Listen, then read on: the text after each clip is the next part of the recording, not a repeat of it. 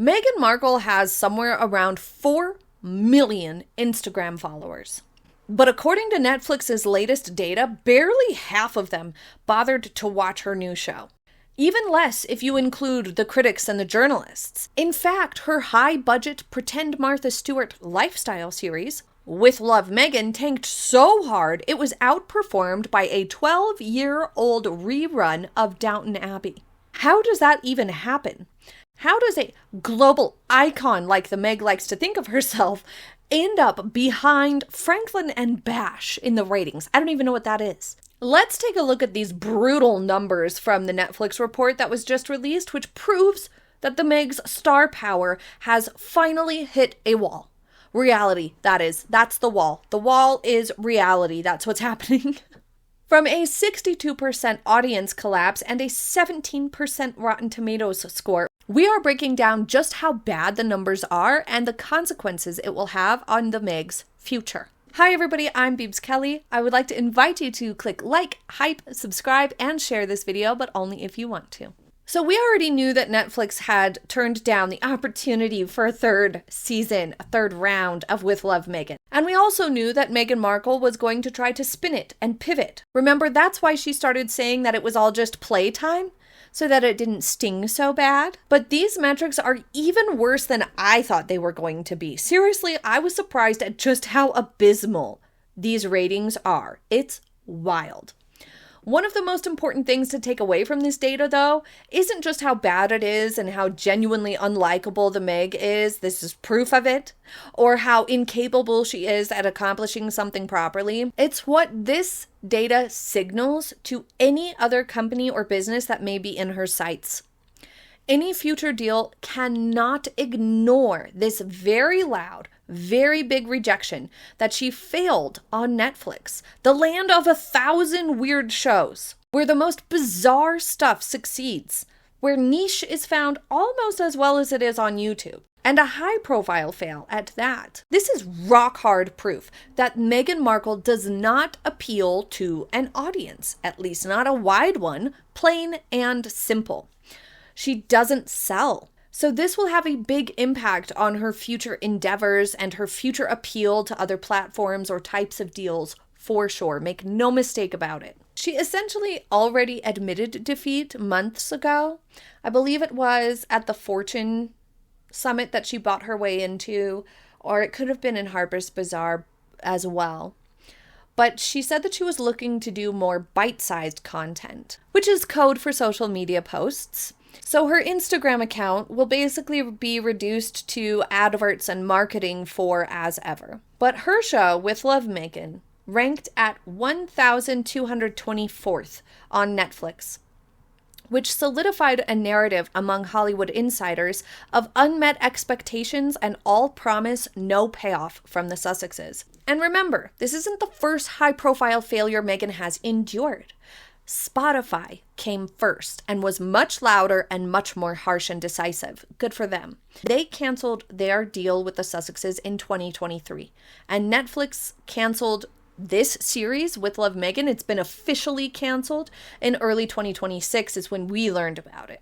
But they did end their deal in 2025. These two very high-profile failures at major platforms will make it harder to secure similar multi-million-dollar deals with other streamers like Apple TV or Amazon or any of the plethora other ones cropping up. What it really indicates is brand fragility. As ever, did generate media exposure from the show, but it didn't maximize on this opportunity because Meghan failed to have the products ready in time to actually have them featured on the show. So everything that's on the show is just sort of vaguely symbolic of the products that she ended up selling on As Ever. Remember, even Meghan forgot that As Ever products didn't first launch and become available for purchase until April, when the show debuted in March, a full month beforehand. So it didn't give As Ever the springboard that it needed. And the show itself really did fail to establish Meghan as any sort of an authority or even just someone who has the knowledge for these things, the way Martha Stewart or Gwyneth Paltrow have done successfully as like lifestyle gurus or things of that nature. Meghan came up short there because it was clear a lot of the stuff she didn't know actually what she was doing, or it was lame advice that we've all already just figured out from living life. Like the woman stirred puppy chow with her hands. Ugh. She made cutout sandwiches open-faced and then stuck them together. You know, like really, really amateur mistakes that don't even make sense. So she didn't have the knowledge or capacity to really do this, or the skill set to really do this anyway. Even with Netflix going away, she might have been able to salvage this career path had she had skill sets for it, but she didn't. Reports in July 2025 suggested that Meghan Markle might be seeking more traditional job opportunities to regain influence, including rumors of exploring roles on daytime talk shows like The View. But this data really proves Meghan's unlikability. She didn't draw an audience. People didn't tune in to see her. Even daytime talk TV needs the hosts to be a draw and to appeal to some degree of the audience. Meghan has reportedly been pitching to Netflix holiday-themed episodes like a 4th of July or a Valentine's Day episode, which I think is just a terrible idea.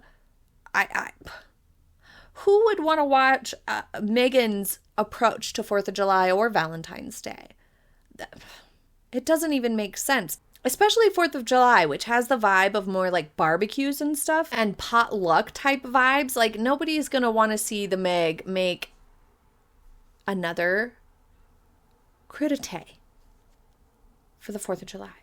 But let's take a closer look at the data itself really quickly. The official engagement from Netflix's most recent What We Watched report, which covers the second half of 2025, indicated a significant decline in viewership for Meghan Markle's TV show. The season 2, which was just part 2, remember, it was all filmed together at once in 2024 over the summer, and then it was released really, really late. And this is part of why I think sometimes it can just end up feeling kind of stale, or just the hype kind of fizzles out, and then it doesn't always perform as well. And so I think that's part of why this show really didn't hit, was because the footage itself was over a year old, very, very stale. None of it felt fresh anyway. And on top of it, Meghan's ideas seem like they're from, I don't know, the 90s or something? I don't know. They seemed before my time. The season 2, which was technically just part 2, only got 2 million views since its August 26, 2025 release date. The hours viewed were only 9.7 million. Its global ranking was 1,016th to 1,224th among all programs on the platform for July to December 2025. The audience engagement fell by over 60% compared to season 1, which had 5.3 million views earlier in the year. It failed to enter Netflix's global weekly top 10 lists and did not appear on Luminate's top 50 streaming charts, indicating it had fewer than 1.11 million viewers in its first 2 days. And the holiday special performance metrics are similarly abysmal. It was released the 3rd of December 2025 and had 2.4 million views, so a similar number of views, but its hours was only 2.3 million because it was a shorter chunk, a shorter episode or whatever, and it was just one. And it ranked 1022nd on Netflix's list of most watched shows for the period. All of the metrics, every single metric measured, had big declines from part 1. A 62% decrease in viewership and plummeting in the rankings is really, really bad. Which is why, obviously, Netflix officially canceled With Love Meghan and put an end to it. They're like, nope, we are totally done. And remember, just as Ever's performance was skewed, so too was With Love Meghan's. When With Love Meghan debuted, there was a ton of journalists, commentators, and articles and news outlets watching it to report on it and review it. And critics were giving it a chance, reporting on it and reviewing it. That is part of why it reached 5.3 million views rather than staying down around the 2 to 3 million views. There was also probably some people who were genuinely curious and wanted to give it a fair chance, or people who had no idea who the Meg was, liked that type of content, tried it, didn't like it. That's what I've been saying from a personal opinion perspective.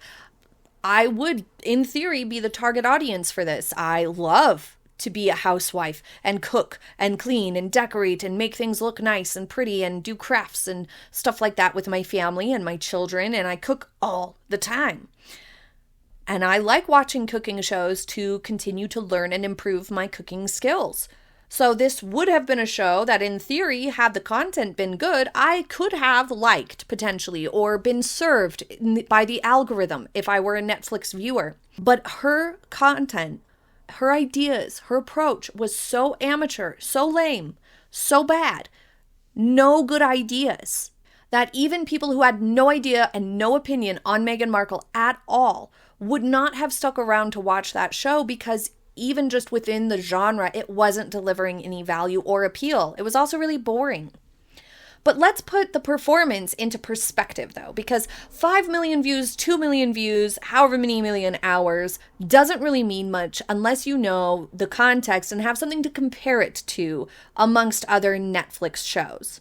It is considered a major failure because it fell into a viewership tier typically reserved for super niche, foreign language, or long forgotten licensed content rather than high budget original programming, which it was. With Love Meghan ranked below obscure and old content. Season 2 ranked 1,224.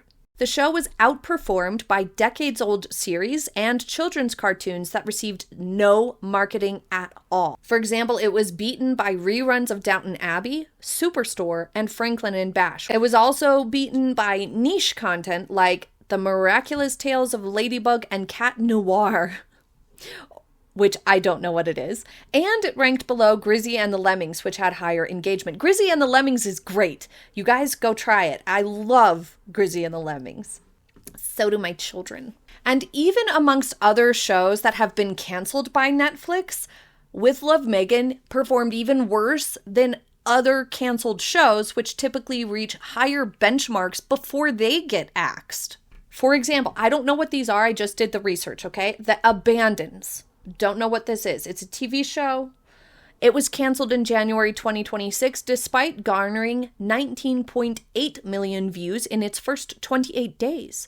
Meghan's season 2 had only 2 million views over a 4-month period of time. The Vince Staples Show, also canceled in January 2026, ranked 1,446th with 1.7 million views, placing Meghan's show in the same cancellation zone as this low-budget comedy. Or Boots, the highest-ranked series to be canceled during this time, had 30.7 million views, about 15 times the viewership of Meghan's season 2. So you can see just how bad Meghan's show performed compared to other low-performing shows on the platform. But let's take a quick look at the huge, just massive gap between where Meghan performed and what Netflix considers a hit.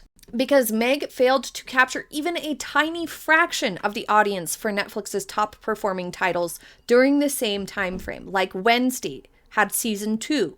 It got 124 million views compared to Meghan's 2. Stranger Things season 5, 94 million. Untamed season 1, that was pretty good. It got 93 million views. Sean Combs' The Reckoning, Diddy's documentary, got 51 million views.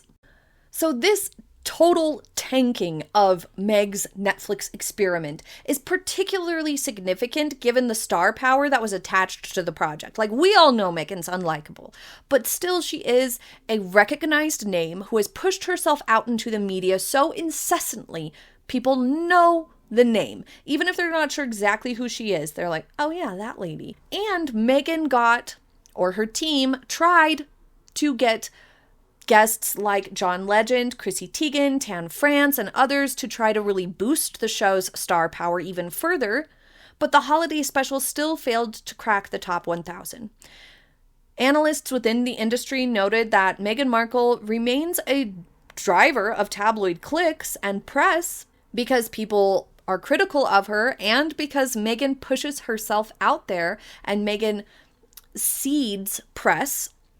But she has struggled to convert that curiosity into a sustainable viewing audience for lifestyle content or any other type of content because this combination of unlikability and the content sucking. Perhaps most importantly, from a business perspective, it was an expensive failure for sure.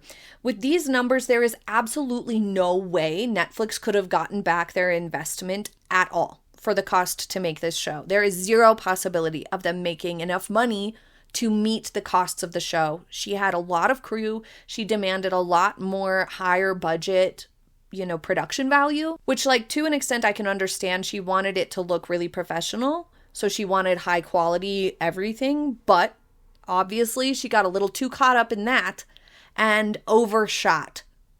What's most amusing to me is that her audience, her followers on Instagram didn't even watch. It really makes you wonder how many of those Instagram followers are hate following or bots versus genuine followers, because for her having somewhere around 4 million Instagram followers, you would expect her to get at least 3 million views on her shows. But no, viewership of her show failed to match the reach of her personal Instagram following, which indicates a massive gap between her social media presence and her ability to drive streaming numbers, which we can also infer would have the same translation to as ever sales, that her social media following will not directly translate to viewership, and it will not directly translate to sales numbers either. This disconnect between her online audience and Netflix viewership is pretty significant. It means that fewer than 50% of her Instagram followers tuned in to watch the second season of her show and the holiday special. This could be that people follow her more so out of curiosity on Instagram, but that interest obviously won't translate into the active commitment required to watch a full streaming series. Or just general brand fatigue. Despite heavy cross-promotion with her lifestyle brand, the show's ranking so low suggests that the brand failed to gain traction beyond a core group of loyalists and, of course, the critics and reviewers. This is what they missed, the Meg especially missed, when interpreting the initial sales data of it as ever. They likewise misinterpreted the initial interest in With Love Meghan. And remember, 5 million views for the season 1 still wasn't that great. It still ranked at 500 something. So was this predictable? Yes. Is it embarrassing? For sure. But she's slippery. Do you think that the pivot to social media exclusive style content is going to work for Meghan? I'm curious to know your thoughts. Also, perhaps most importantly at this juncture, do you think that As Ever can survive without the immense exposure of a Netflix series? I'm not sure I do, but leave your thoughts in the comments. Thank you for joining me. I hope you have a happy day ahead, and I will see you next time. Bye!